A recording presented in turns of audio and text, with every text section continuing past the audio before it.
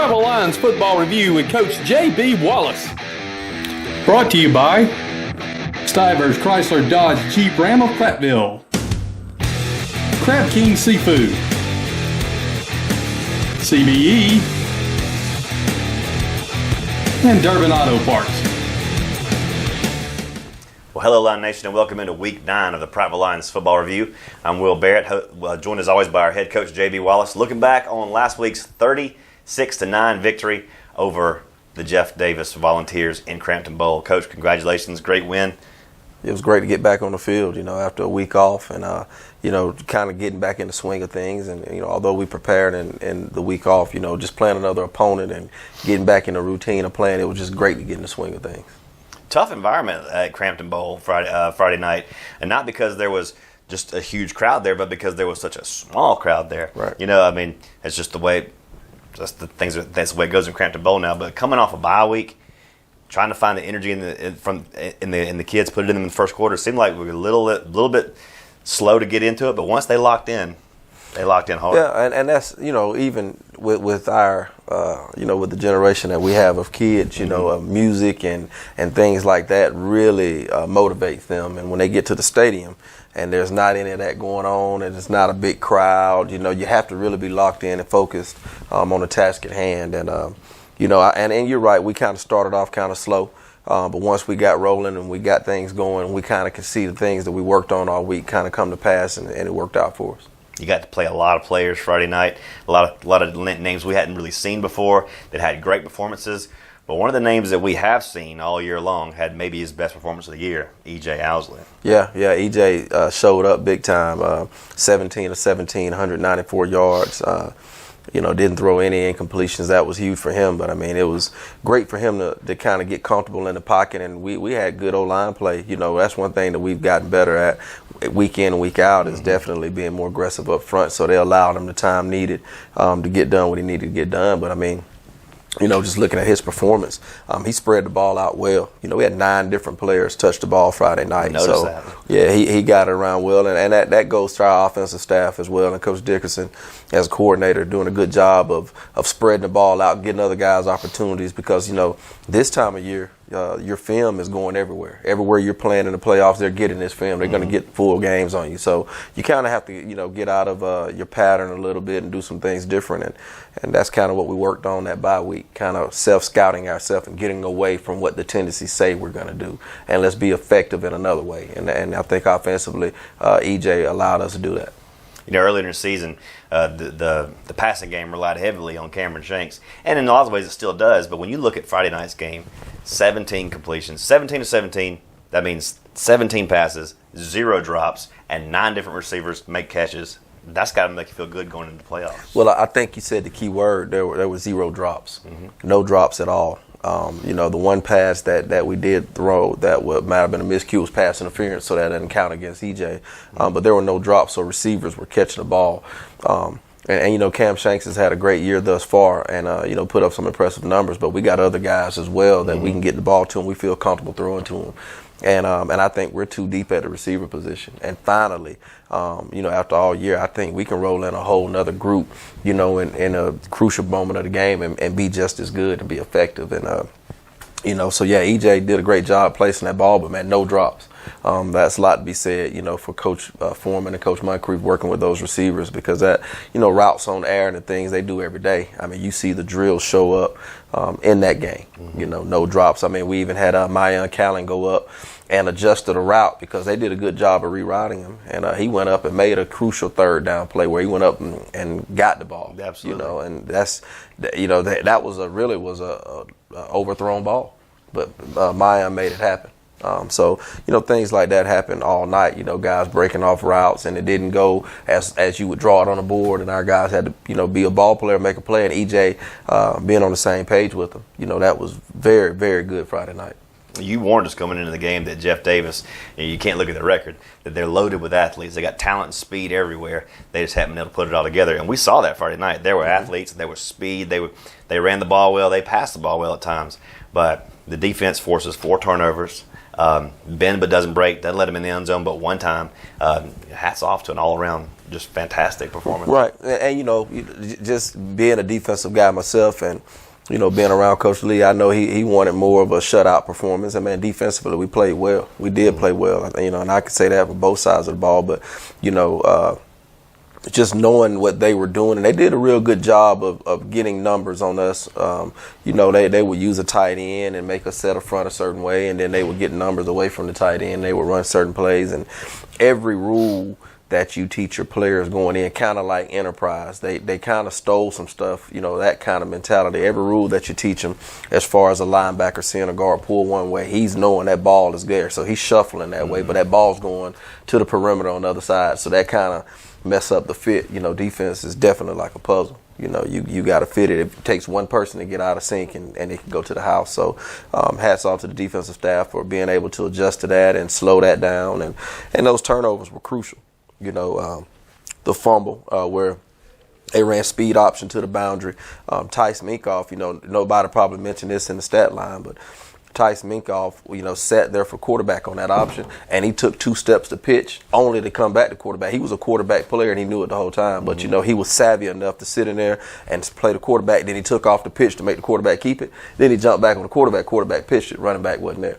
And so Eric Benson was there to recover that. But that was a very savvy play that he made. So you can see him growing in his role as well. And Tice Cotry, he's a young man that we've expected a whole lot from him, and he's playing a lot of positions. You may see his hand in the dirt one play. Yep. You may see him standing up as a hybrid DN, outside backer the next play, and then you may see him at inside backer. And he had a heck of a night. I think he graded out at a 90, from the defensive line alone, and then from the linebacker room he graded out about a 92.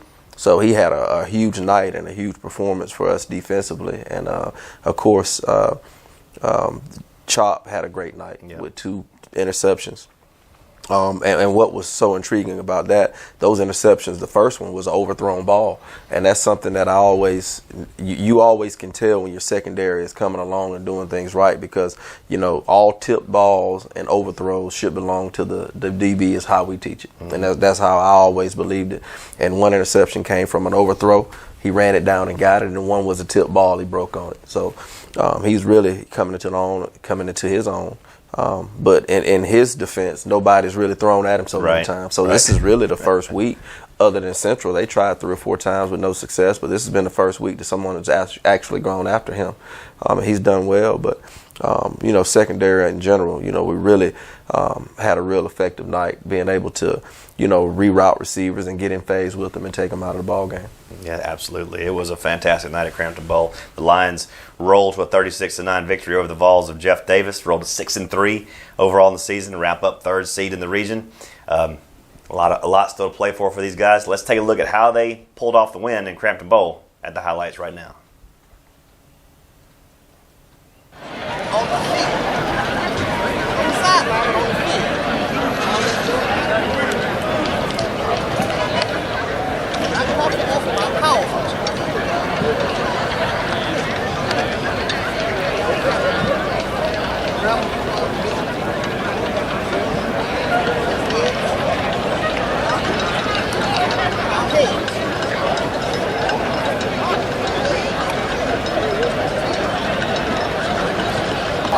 Jeff Davis will receive at the Puma North goal.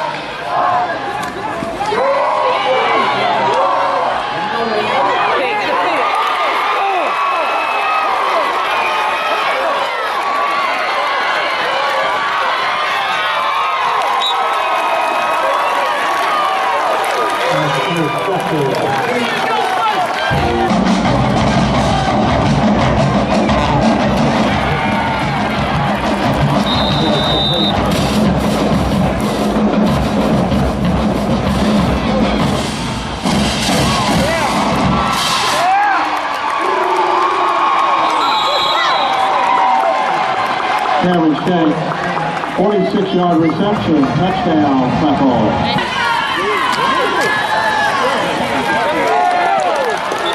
German, the ball carrier.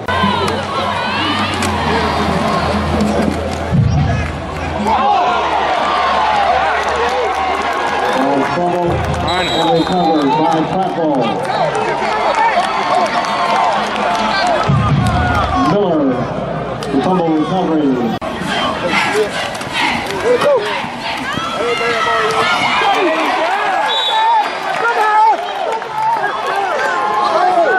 Alexander Page. Roger on reception, touchdown, Prattville. Good job, man. Hurry up,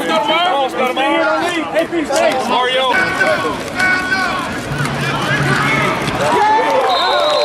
The 2-point try is good.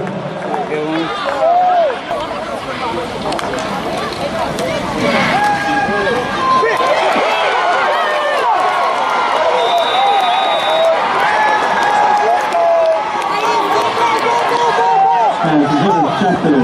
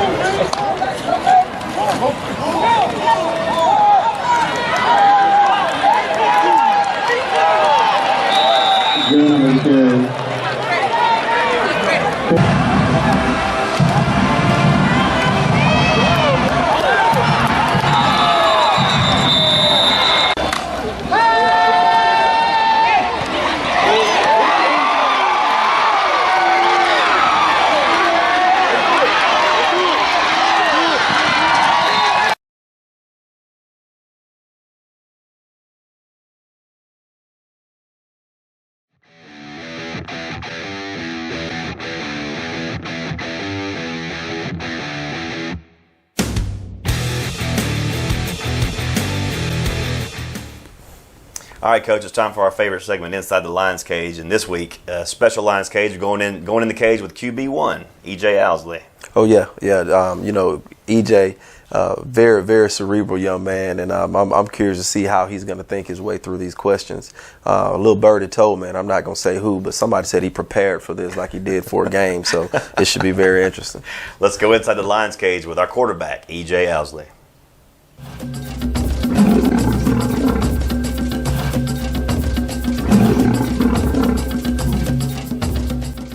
EJ Ousley, class of 2022, quarterback.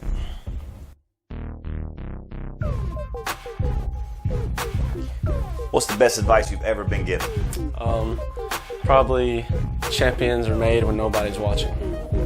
That's good advice. What's been your favorite teacher to this point, K through 12, and why? Mrs. Love, back in, I think it was 7th grade. She was my science teacher. At first I was kind of struggling in the class, but then I asked her for some help and stuff like that, and then we ended up becoming real close, and she helped me out and ended up making a good grade in the class. Nice. Let's say you're stranded on a desert island, alone, and all your food, water, and shelter needs are met. How do you pass the time?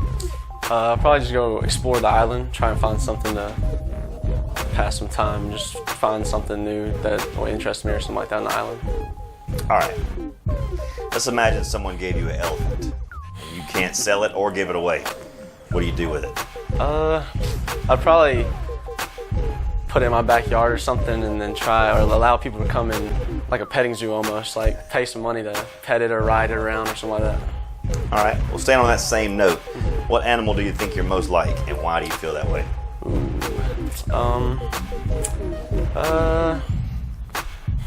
I'd say maybe like a lion, kind of like quiet, kind of just hunts his prey and stuff like that. Doesn't do too much, just kind of stays quiet and humble. All right, good answer.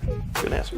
What's the first smell that comes? What smell first comes to your mind when you think about Friday night football games? Yeah, for me, it's the chalk that I put on my hands. I put chalk on my hands for every game to keep it dry because I sweat a lot. So I always think about chalk whenever I get off the bus. This is the first one this year that has not said the grill, hamburger. Good answer. All right. If you had to choose today, what would be the title of your autobiography? I'd probably say, if not me, then who else? All right. What's the best fast food at Prattville? To me, it's probably Zaxby's or Chick-fil-A, but I'll probably go with Zaxby's. Yeah, I'll probably go with Zaxby's over Chick-fil-A. You're going against the crowd. You know, most of your boys choose Chick-fil-A. Oh yeah, Chick-fil-A is good too. It's just I like Zaxby's a little bit better. All right, the same song plays every time you walk into a room, in any room, forever, and it never changes. What song is it? Probably The Man by Aloe Black. That's a good song. That's a good song. That's classic. Okay, imagine you're the head coach of the team. Coach Wallace hands you the whistle, says you're the head coach for one day. What's the first thing you do? I try to bring some energy into the weight room and stuff like that, and then maybe like up down them or something like that, make them run a little bit, just to see how it feels. You know, I know how it feels as a player, but I like to see how it feels as a coach. You know. All right. Favorite uniform combination? All white for sure. Sure. What's your most unusual or hidden talent? I'm pretty good at video games, sports video games, about it. Madden and 2K. Those are the main ones I like to play. Now, Dylan Miller says you can't touch him in Madden 2K. Last time we played in Madden, I beat him. Last time we played, I beat him. He might beat me in 2K though. All right. Okay. How do you want the Lion Nation to remember you? I want to remember me as a humble, hardworking kid who's not the strongest or fastest and stuff like that, but still finds a way to go out there and compete. And what are you going to miss most about Prattville High School? Probably all the bonds and stuff like that I made with the coaches and all the players and stuff like that, because we'll all end up going separate ways. So hopefully keep in touch with all them after the season. All right. Good answers, man. Good job. Man. 1, 2, 3, 4. Hooray for Prattville, hooray for Prattville. Someone in the stands yelling hooray for Prattville. 1, 2, 3, 4. Tell us who you're yelling for. Prattville, that's who. Boom. Woo. Good job, dude.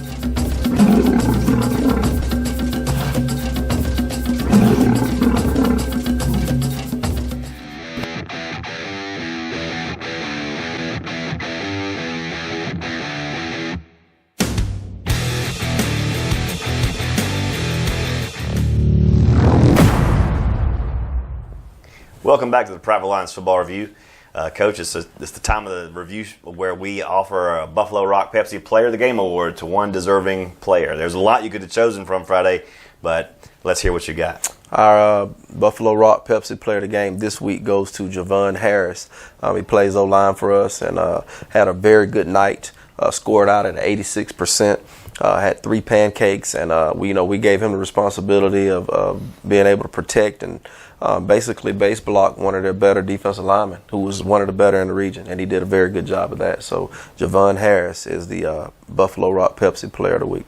And offensive lineman Javon Harris wins Buffalo Rock Pepsi Player of the Week. Congratulations. A rarity these days to get the credit to an offensive lineman like that, but he certainly had a great game. He did that. Congratulations.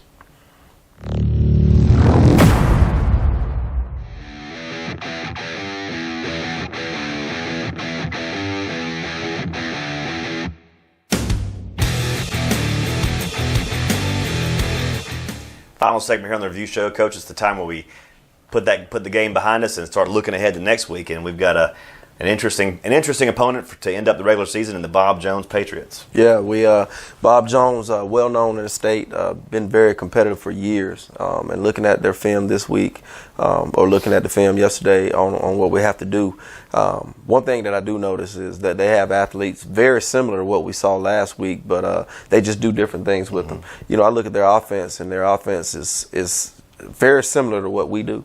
But they have a quarterback that can get it out to a couple different receivers. The O-line is very scrappy, but it's going to take us coming in and basically stopping them up front, stopping the run game, and making sure the quarterback is one-dimensional, and him not putting it in the air is what we want to do. Absolutely. You know, this coach, there's no easy wins from here on out. You're going to face a Bob Jones team that's Region 4, locked up the second seed in the playoffs. They're going to host a home playoff game after next week, and then we'll head to Mobile to play Theodore in the first round. Talk about the strategy kind of going into this last game, knowing that the playoffs are on the horizon, then the very next week. Talk about how you process and handle all this. Well, the plan is going to be we're treating this week like a playoff game. It is a playoff caliber team. Like you said, they're hosting the game, so they wouldn't be hosting the game if they wasn't credible enough to do it. So we're going to treat it like a playoff game, and we're going to prepare for it, as if we're going to prepare for a playoff game. So everything we do throughout the week, is going to be more mental reps, and we're going to have a physical day throughout the week like we always do, but those mental reps are going to be crucial going into this game so we can prepare for it. And so when we get to the playoff game, if we saw something that we need to change or we didn't like, well, there are no do-overs in the playoffs. So now we get a chance to do it over if we didn't like it. So, but that's going to definitely be our approach, mental focus and getting our guys understanding how important it is to mentally, get it done and not necessarily banging on each other and being so physical early in the week. We can get it done mentally and still be effective. The Lions head to Bob Jones up in Madison, Alabama next week to wrap up the regular season. We'll be right back here next week to talk about how it all happened on the Prattville Lions Review Show. So for Coach Wallace and for the Millser behind the camera, I'm Will Barrett saying good night, God bless, go Lions. Prattville Lions Football Review with Coach J.B. Wallace. Brought to you by Stivers Chrysler Dodge Jeep Ram of Prattville, Crab King Seafood, CBE, and Durbin Auto Parts.